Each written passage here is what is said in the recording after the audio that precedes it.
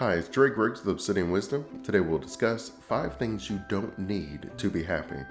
When it comes to happiness, I often equate happiness, success, and wealth because I do believe that happiness starts the path to success and definitely starts the path to wealth.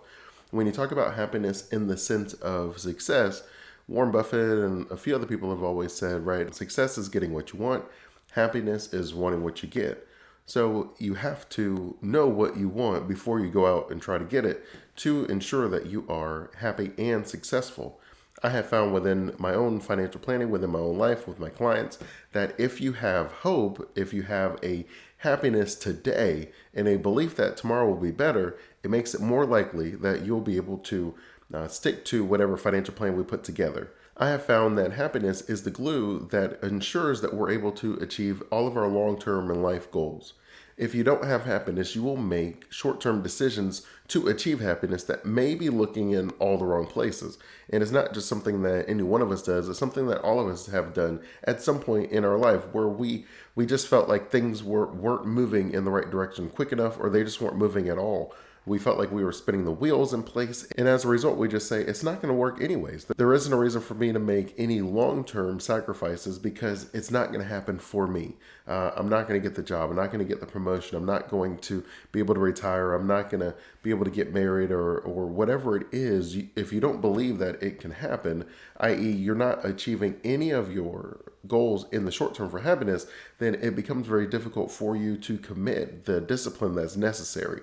Our goals will pull us through the events that we go through in the short term, but that often means that we're accomplishing some of these goals in the long term and the short term. If you aren't making any progress towards your goals, then you're not going to be able to maintain any long-term plan to achieve your happiness.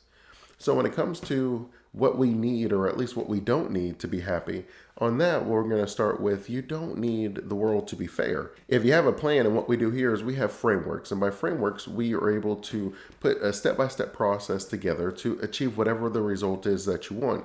There is enough consistency in our world that if you found one person who was able to achieve a particular goal by following a particular path, then we can mirror that path for you to achieve your goals. Where you have seen enough processes and followed enough paths where you can see exactly what it would take for you to have a kid, to go to college, to become a professional athlete. I mean, you name it, there is enough processes that we're able to put a plan in place to achieve that goal. And so we talk about that with frameworks. You don't need the world to be fair. You just need a plan. You just need someone who has accomplished the goals that you want, and then you can mirror their process. Now, everyone doesn't have all the pieces that you need, and that's where planning becomes a little bit more complex, where you may take the family life from this person, and then you may take the work ethic from this person, and then you may take the goals or the mentors from this person and put your own plan together. One of my favorite examples is from the movie King Richard, which was played by Will Smith, and the way the story goes is he has this entire plan for Venus and Serena, how they're going to become professional tennis players.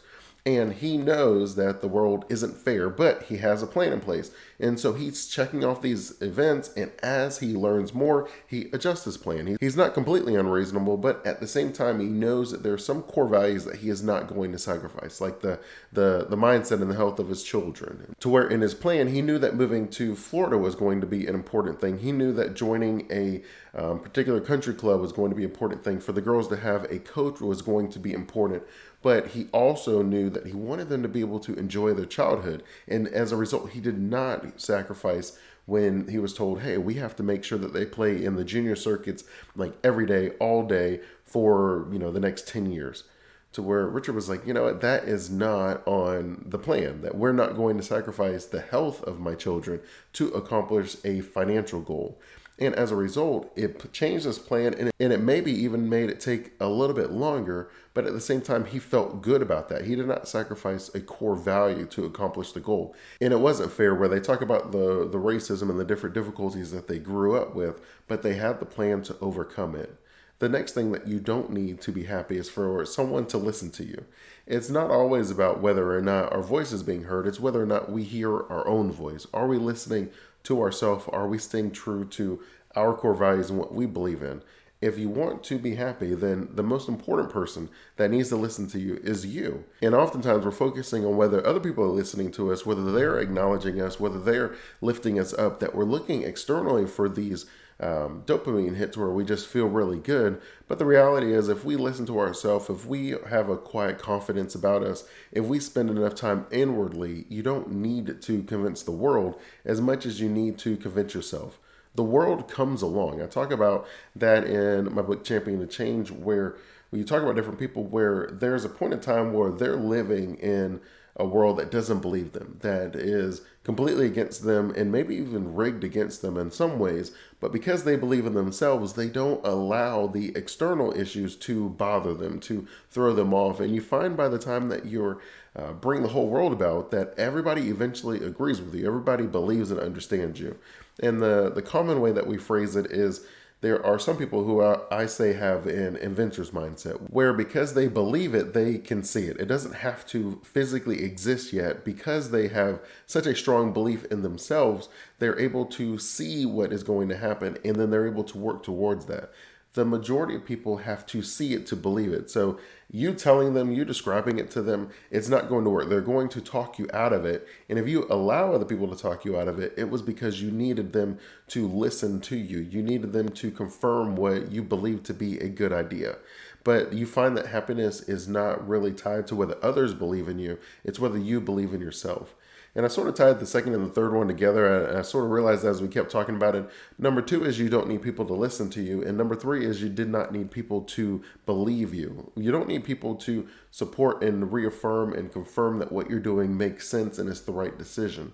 If you have a plan in place, if you spend enough time researching and understanding the process, then you don't need anyone else who obviously hasn't spent nearly as much time as you to be able to say, yeah, that makes sense. I can see how that would work.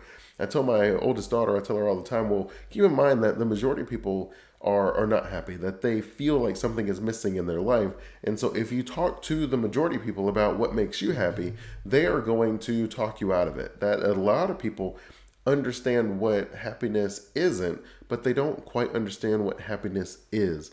And if you don't understand what it is, then it becomes very difficult. I encourage everyone to study happiness, success, and study wealth. Where I read several books where I was actually just reading Happiness by Design, and he gives this one story where he talks about how happiness is basically purpose and pleasure, that it's the balance between the two of them, that if you spend too much time on any one of them, it becomes very difficult for you to be happy within your life. And so maybe waking up at 6 a.m. to go jogging, that would be purpose. You have a reason that you want to do that, but sleeping in is pleasure. And if you focus on one over the other too much, then you end up feeling discomfort inside because you do want to have purpose. And we find purpose could be volunteering and helping someone. It could be raising your kids. It could be something as simple as cleaning your house. But at the same time, we also want to have some pleasure, where pleasure may be hanging out with friends or watching a movie on TV or sleeping in, but you don't want to spend too much of your time on any one of those arenas. Interesting enough, the book had said things like cleaning your house is actually purpose and pleasure, because we get the instant gratification of my house is dirty, now it's clean, so that brings us pleasure. But then you also have the purpose because you do want to live, you want to maintain a certain standard of living, and by accomplishing that, you also have your purpose. So I find that to be very interesting. Number 4 on our list is you don't need the world to agree with you. It does not need to reaffirm anything that you put out in the world. As long as you have the belief and you have the faith and you have a plan that you are following, then you have hope that you're going to accomplish your goal.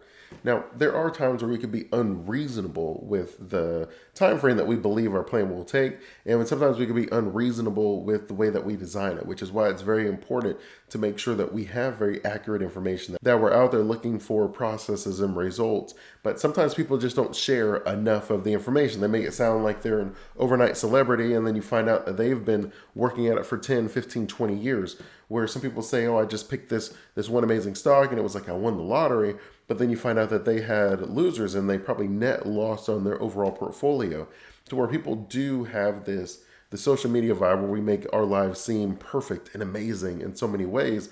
But the reality is If you had a snapshot of a camera, that may look one way, versus if you were to take a video recorder and record someone's life for a whole day, that may look a completely different way. To where we can fix our lives and our backgrounds and our environment for that one-time picture. We can even smile if we're not in the mood to smile for a one-time picture. But if we were being video recorded for a whole day or a whole week, it would be much more difficult for us to pretend our life is so perfect, which is why you just don't need the world to agree with you. When people come out, they take a snapshot where they're listening to you and they're like, that doesn't seem like a good idea. I don't think that's going to work. They may go back and have questions in their own mind about themselves where their perception isn't even based off of what you said was possible. It was based off of their ability to achieve it or their belief or lack thereof in themselves, that they look at things through their own circumstances. And through those circumstances, they then decided, well, this wouldn't work, because they're really saying it wouldn't work for me, right? I don't have the discipline, or I don't feel like I have the opportunity. I don't have the belief in myself, and happiness seems like it's unattainable for me. I thought that I wanted this for happiness, and then I got it, and I'm more miserable. And you may look back and say, all that means is you have to make a new plan, that you had inaccurate information. We don't need the world to agree with us. We don't need the world to understand us, to believe in us, or to encourage us, or to even be fair. We just need to be able to take the information that we find and to be able to make adjustments with that information. When you look and you read different articles in the NFL, they'll talk about how difficult it is for black coaches to become head coaches.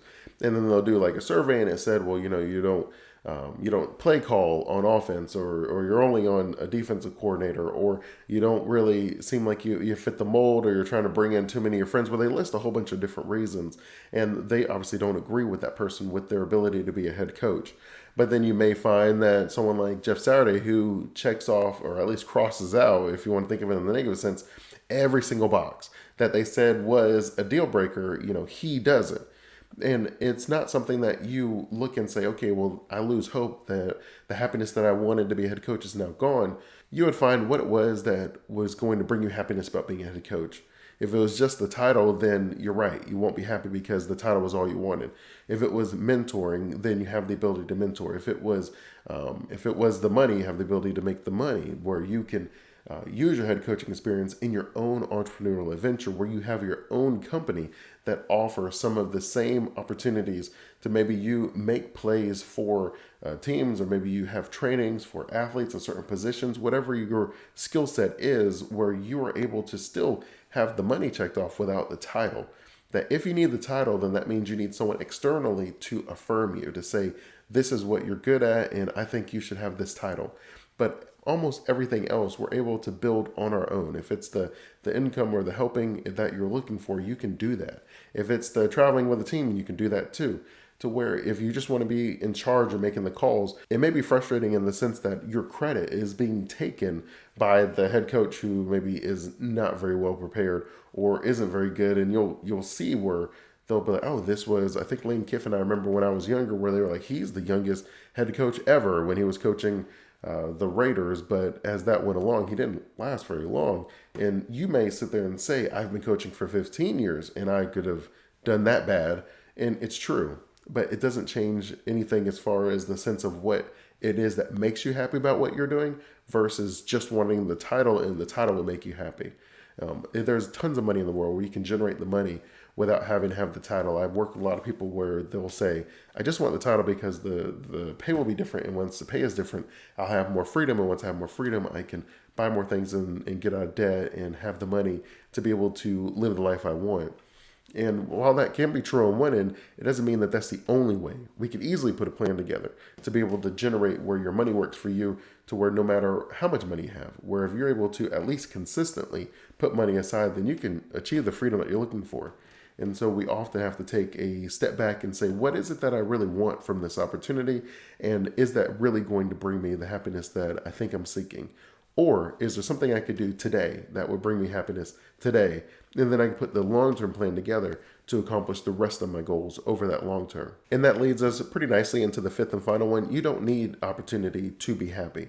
The opportunities that are given to us, again, most of the interactions we have with other people, they reflect their perspective, their beliefs, and their understanding of how the world works, or their beliefs in us and what they can do. That if someone says, when you're that if you told someone that you want to eat healthier, you often find that if you were eating unhealthy with those people, that they would discourage you, that they find that to be unattainable. But they really don't find it to be attainable for themselves, and they just reflect it on you. And so you can't allow the world to be the one to dictate whether you get opportunities or not, because you can go and make your own opportunities. It's not that something is fair or does it have to be done that way, or that you can't find an example of someone able to do it in a much easier way. It's really a question of, what does happiness look like for you? Can I put a plan in place to achieve that happiness? And am I willing to pay that cost? You want to be very mindful of the cost, because there are some things that we work for that we want to be able to provide for our family. But if we sacrifice so much of our time to provide for our family, they may not be interested in being with us when it's all said and done. Where they may feel, I've had tons of experiences with clients where they have the business and they want to give the business to their kids, and the kids resent the business because the kids felt like the business took all of their parents' time away instead of them being able to do it with them. And so you want to be mindful of what you're paying. What is that sacrifice? And is it worth it? Is it accomplishing your goal in 5 years worth your health and your time with your family and maybe some of your friends, versus if you can accomplish it in 8 years, but you're able to then still have your family, still have your friends, still have your time, your peace of mind, and wonderful experiences and memories along the way. To where a lot of people, and that's the only thing I kind of have two issues when it comes to the FIRE movement. Number one is, obviously, if you have a family, and I work primarily with families, it's very difficult for you to have the money to be able to live off of 50% of your income. You're usually very young without children in the first place. But the second part is the mindset is, my life is miserable and I'm just going to speed up the misery by living off of 50% of my income. And then after that, I will be free and I can have all this fun. I'm of the mindset that you could be happy and free and in many aspects of your life with a proper plan, to where you could look online and find events that are put on by nonprofits for free. You could find different communities that are doing events for free where you can go with your whole family, where you can volunteer somewhere and they have events where you can bring your whole family and have different activities. Obviously, you can have things like parks or walking on beaches. There are lots of things you can do with your family that will bring them joy and memories and happiness for very little to no money. The same can be true with your career, where if you weren't getting promoted quick enough, or you felt like the income wasn't good enough to sustain or support your family and your lifestyle, while your job may be your purpose, maybe you could find some pleasure within some side work, to where the focus isn't as much on the income, but the income is obviously nice, but the focus is more on the pleasure. What would I enjoy doing in an entrepreneurial aspect, that where I'm able to commit to being able to do that with some of my spare time, but I would enjoy doing that, to where it balances me and provides me that. Now, for some people, the relationship at their work brings them their happiness, to where the people that they work with brings them their pleasure, and then obviously the work that they do brings them their purpose, to where they're providing a service for an income, and so they have the purpose, but then they also have the pleasure to work with it. So just remember, when it comes to happiness, it starts internally, how well we understand ourselves, and externally, how much control we are giving to other people over our life. If we maintain the control over our life, design a plan that will help us achieve our goals, I believe that anyone and everyone should be able to maintain their happiness in the short term, so they can have the discipline to achieve their goals in the long term. If you like the video, I ask you to like and subscribe, and feel free to check out other wisdometric videos if you're looking for ways to eradicate financial stress, generate passive income, and build a prosperous retirement strategy.